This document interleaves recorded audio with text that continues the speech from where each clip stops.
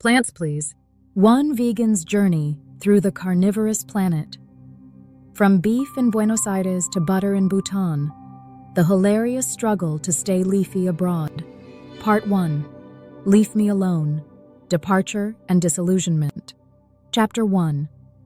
Tofu and Turbulence. My flight from London to reality. It's astonishing how fast one's moral superiority can unravel at 37,000 feet. As I sat wedged between a man sneezing into his elbow like he was auditioning for the plague, and a woman eating what can only be described as a ham sandwich the size of her own torso, I reflected on how smug I'd been this morning. At 7:00 a.m., oat milk latte in hand, reusable bamboo cutlery rattling in my tote bag, I was the very picture of ethically sourced optimism. Global adventure awaits. I'd posted on Instagram, along with a photo of my passport beside a sprig of parsley, because I'm that person. Fast forward 5 hours, and I was trapped in economy class purgatory, inhaling recycled air, trying not to cry over a tinfoil tray of fruit salad that apparently constituted a vegan meal. I should have known. The moment I clicked vegan meal request on my flight booking, I was essentially asking the airline to punish me. Somewhere in a catering warehouse at Heathrow, they probably have a special shelf marked for the smug ones, stacked with plastic boxes of culinary disappointment. The flight attendant had placed the tray in front of me with all the enthusiasm of a funeral director. "Vegan, yeah?" she said, eyebrows raised, already walking away before I could inspect the contents.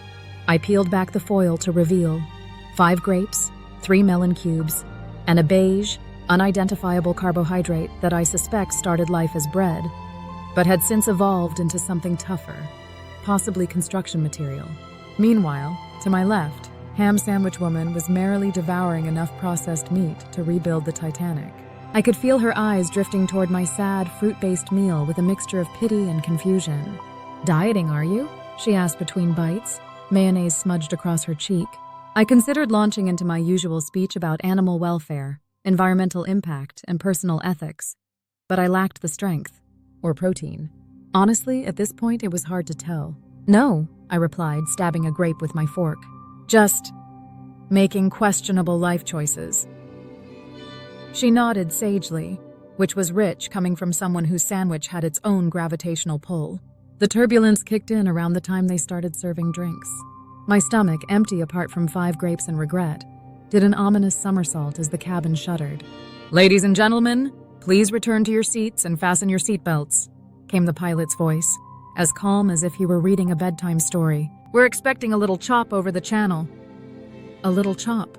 That's the airline industry's adorable euphemism for mild airborne death throes. I gripped the armrests, knuckles whitening, bamboo cutlery rattling in my bag. Across the aisle, a toddler projectile vomited into a paper bag with unnerving accuracy. Ham Sandwich Woman barely flinched. I envied her composure. Probably the protein. As the plane lurched, I reflected on how I'd gotten myself into this leafy predicament in the first place. It all started predictably with a breakup. 6 months ago, I'd come home to find my now ex-boyfriend, Adam, with the jawline of a Greek god and the emotional intelligence of a wet sock, sitting on our sofa eating a pepperoni pizza. This would have been fine, except he was supposed to be vegan. Like me. Like we'd both promised in that pretentious, oat milk-scented cafe when we got together.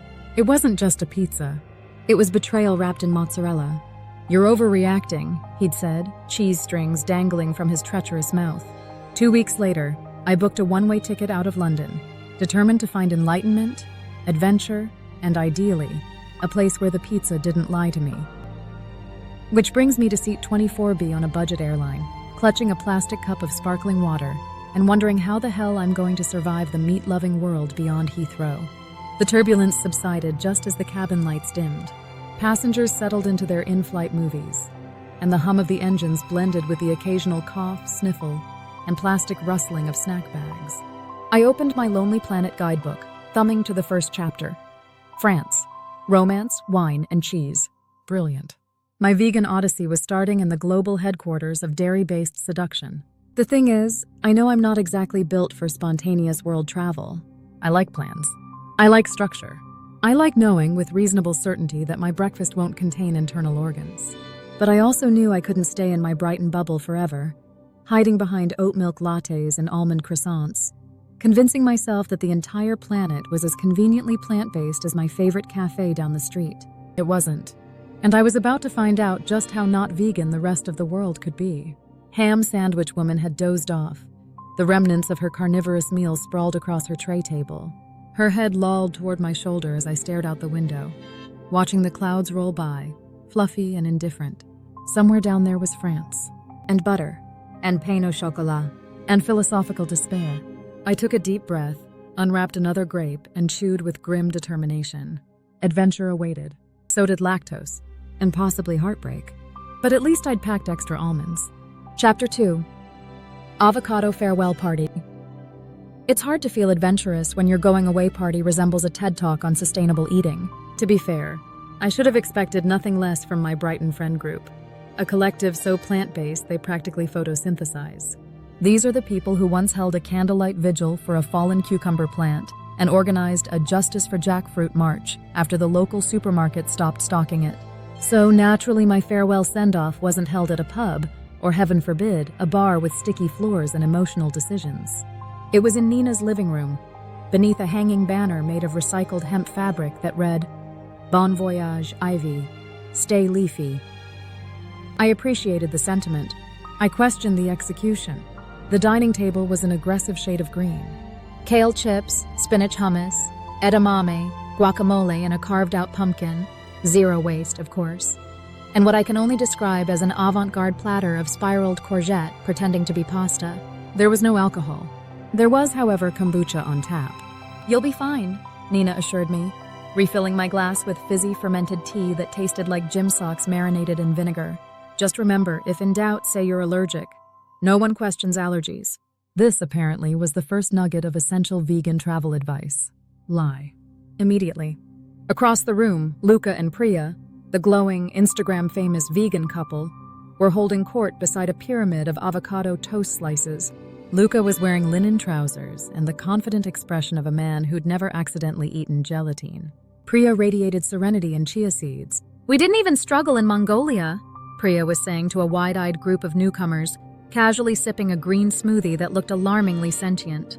"It's all about mindset." "Mongolia?" I interrupted, disbelieving.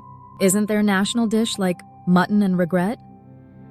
She smiled, tilting her head, probably visualizing the word compassion in cursive. "It's only hard if you let it be," she said, in the same tone people use to sell you yoga retreats or cult memberships.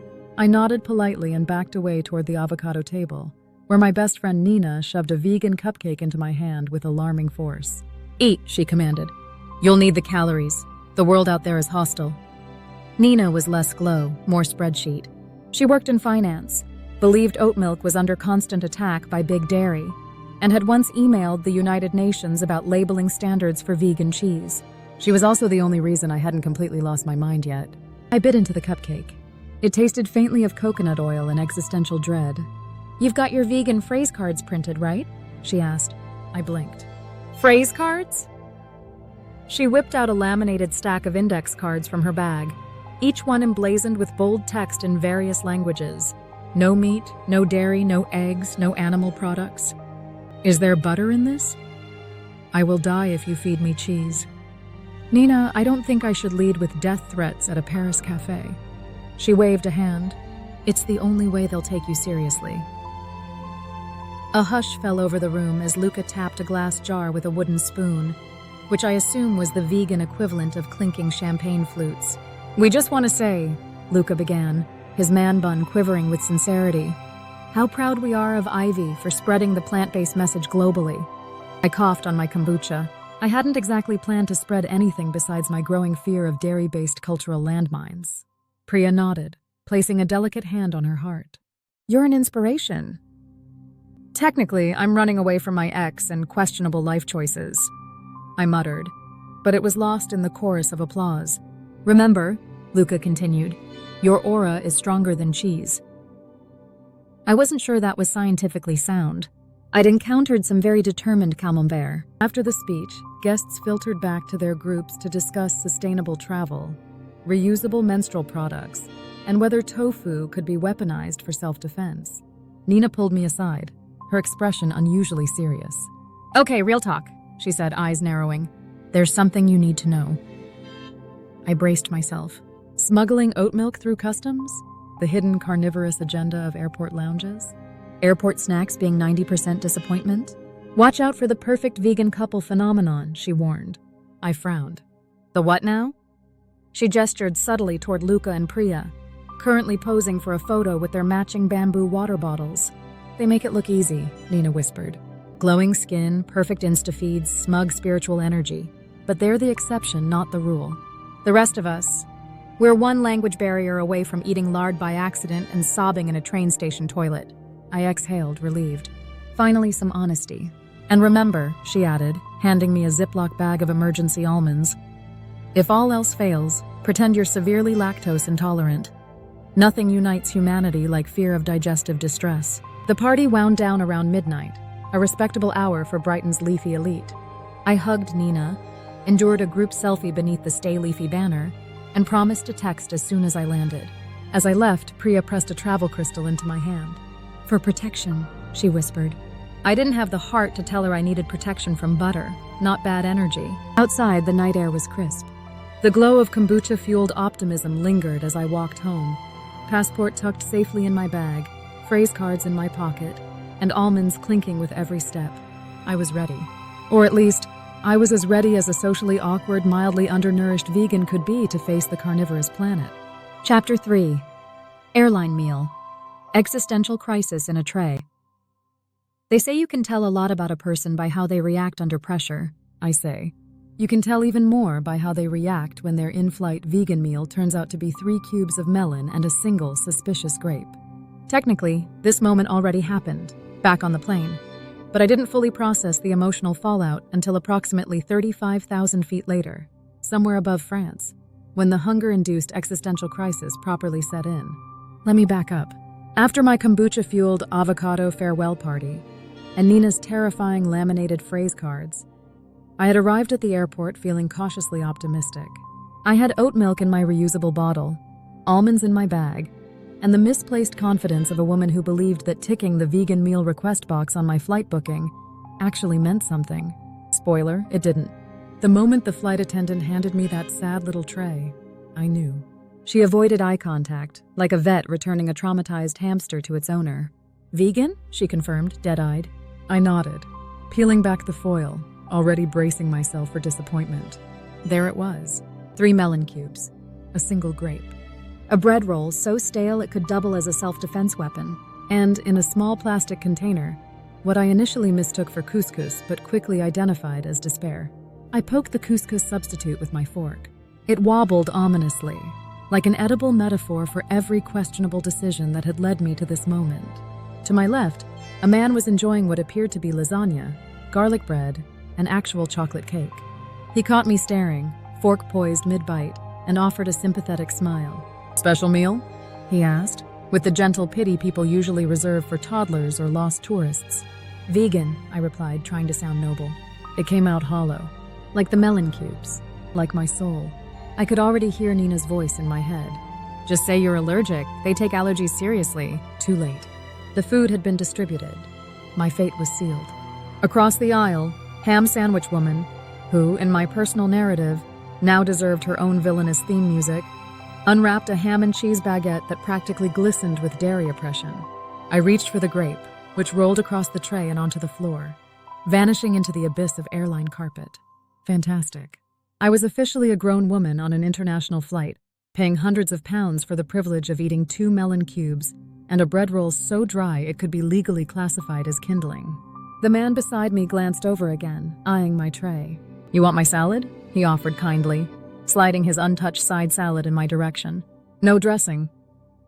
In my current state of nutritional vulnerability, it was the most romantic gesture I'd ever witnessed. "Thanks," I whispered, accepting the tiny plastic bowl like he'd just proposed. The salad was fine, leafy, bland. Possibly the only living thing on this plane that shared my suffering. It was somewhere over the channel, as I munched my last wilted lettuce leaf, that the true existential crisis hit. What was I doing? Not just here on this plane, trapped in a metal tube full of processed cheese and recirculated air. What was I doing trying to backpack around a world where 90% of menus translated to meat, dairy, or things that once mooed? It had all seemed so empowering back in Brighton. Booking a one-way ticket. Declaring to social media that I was leaving behind heartbreak, capitalism, and suspicious tofu in search of culture, adventure, and, ideally, decent hummus. But sitting here now, empty-stomached, eyes watering from the distinct aroma of reheated lasagna wafting through the cabin, I wasn't so sure. The flight attendant returned, clearing trays with ruthless efficiency. "Everything okay with the meal?"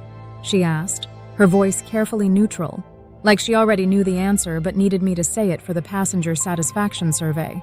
"It was fine," I replied, because British politeness dies hard, even at cruising altitude. She whisked away the tray, and with it, my last shred of culinary dignity. I pulled out my Lonely Planet guide again, flipping past the cheese-worshipping introduction to France and landing on the next section, Paris dining tips.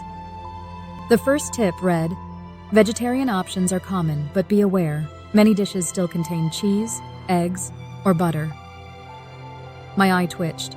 The second tip, "Veganism is growing, but not yet widespread outside major cities." Fantastic. I'd be surviving on black coffee and baguette crumbs. I sank back into my seat, glaring at the map screen showing our progress across Europe. Paris crept closer, ominous and buttery. A voice crackled over the intercom. "Ladies and gentlemen, we'll be descending into Charles de Gaulle Airport shortly. Local temperature, a mild 14 degrees. We hope you've enjoyed your flight." Enjoyed. Strong word choice. The seatbelt light blinked on. Passengers shuffled to attention, tray tables snapped shut, and I steeled myself for impact, both literal and cultural. Paris awaited.